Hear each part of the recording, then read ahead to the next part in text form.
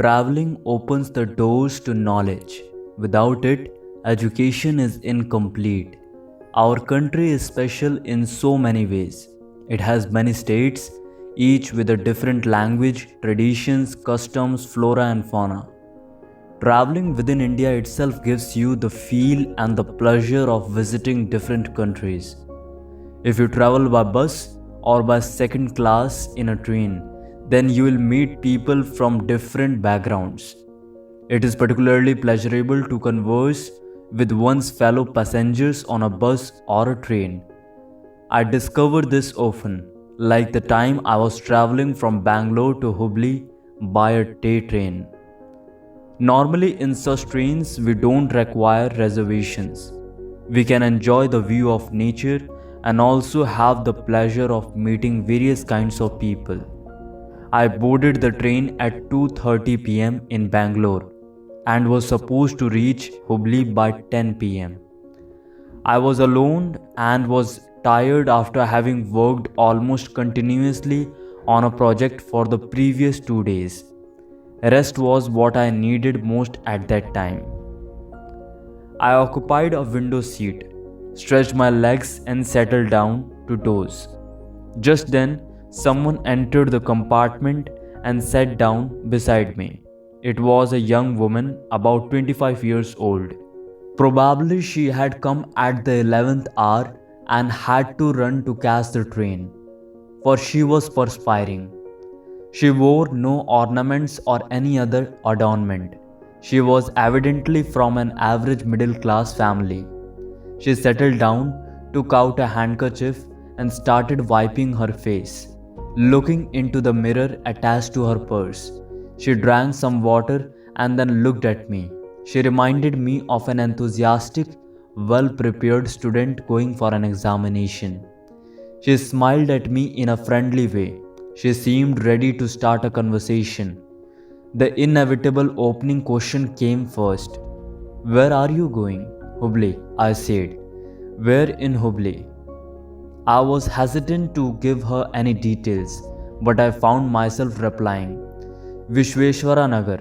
Do you know where that is?" "Sort of," she said casually. "I'm going to Shanti Colony." "Where in Shanti Colony?" she wanted to know, because there are two Shanti colonies. I was taken aback by her knowledge of the area, near the railway lines. "Both are near railway lines. Is it north or south?" "North," I clarified. I thought I had satisfied her curiosity and that there would be no further questions. Now I looked forward to some rest. I am by nature a friendly and outgoing person, and I love talking to different people. But in the train that day, I was tired and wasn't in the mood for conversation. But the girl did not think the conversation was over. "Do you work?" she began again. Expecting further proving, I decided to give her all the details right away. "Yes, I work in a college and now I have holidays. I belong to Hubli, so I am going there." If I thought that would satisfy her, I was mistaken. She smiled and said, "Oh, I see. So you are a professor. What subjects do you teach?" People who are fond of talking can raise a conversation out of nothing.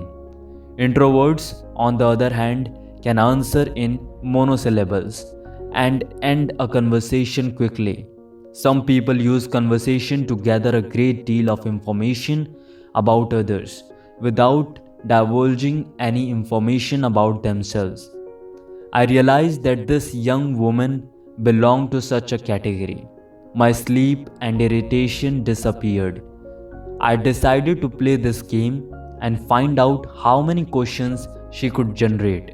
I teach computer science at Christ College. "Oh, computers! There is no place without a computer nowadays." A day may come when we might be called illiterate if we do not know computers. What do you say? I had begun to appreciate her ability to invent questions and pull me into the conversation. It depends on how you interpret the concept of literacy. I answered like a management consultant. She responded with a comment. "I strongly believe that there is a great difference between being literate and being educated. Literacy means having the best knowledge. Being educated means understanding what you know. What do you think about this definition? I was in a fix to understand this woman. By this time, the train had crossed Bangalore city limits and was heading towards Tumkur. I could see the beautiful landscape passing by. It was just after the monsoon, so the lakes were full and the land was green. The weather was pleasant and no air conditioning or fans were required. Men and women were working in the fields, cattle were grazing, hills loomed majestically against the sky. Though it was late afternoon, the sun was not hot. I thought that if this lady were to go on talking, then it would be impossible to bear the 6 to 7 hours that were left of my journey. One way to save the situation was to tell her politely but firmly that I wanted to rest and would prefer to be left alone. But somehow I was unable to be frank with her. She looked so innocent. She was bubbling with energy. Her face had an open and curious expression. She looked just like one of my eager students in class. As a teacher, I did not have the heart to rebuff her by saying what was on my mind, so I smiled. Smiling is good for health. The young girl filled the silence promptly. When you smile, the world smiles with you. But when you weep, you have to weep alone. Isn't that true? It's a good quotation, I said, now resigned to my fate. But it's not my statement. This is one of Amitabh Bachchan's dialogues. Do you like Amitabh? I thought I would surprise her. No, I like Hrithik Roshan. Yes, he is extremely handsome. She agreed, switching her loyalty from Amitabh to Hrithik in a matter of seconds. Hrithik looks handsome because there is a shade of shyness on his face. When there is no shyness on a young boy or girl's face, they look rather bland. Don't you think Akshay also has a similar shyness? Which Akshay? All this time, I was answering her questions. Now I found myself asking a question. I was getting drawn into a conversation without even realizing it. Conversation is like a whirlpool. You can get sucked into it unwittingly. Don't you know Akshay? I mean Akshay Khanna, not Akshay Kumar. Akshay Khanna is the son of Vinod Khanna by his first marriage. He has acted the Tal opposite Aishwarya Rai. Akshay Kumar is the one who recently got married to actress Twinkle Khanna. Her knowledge of the film industry was extensive.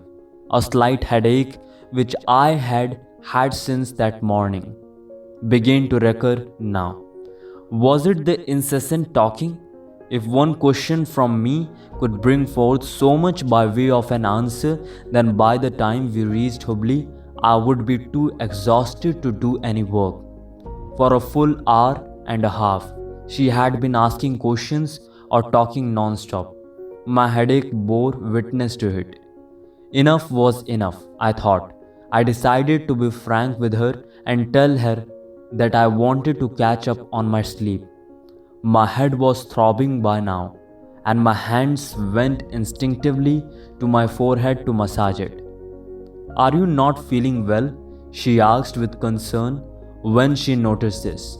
Well, I had a headache in the morning, I said. I didn't tell her that it had increased due to her incessant questions. Do you have any medicine with you? She inquired. No. She opened her handbag and gave me a bottle of balm. This is a new product, Niranjana balm. It is extremely good for headaches. You will feel fresh and nice after using it. It is scented and also removes all body aches. It is a non-greasy Ayurvedic preparation, less expensive than branded balms but more effective. If you buy it in bulk, there is a discount. This is a sample piece. Now it was my turn to be curious. Where are you working? I asked. I am a sales girl for Niranjana balm. She smiled. Yes, smiling is indeed good for one's health.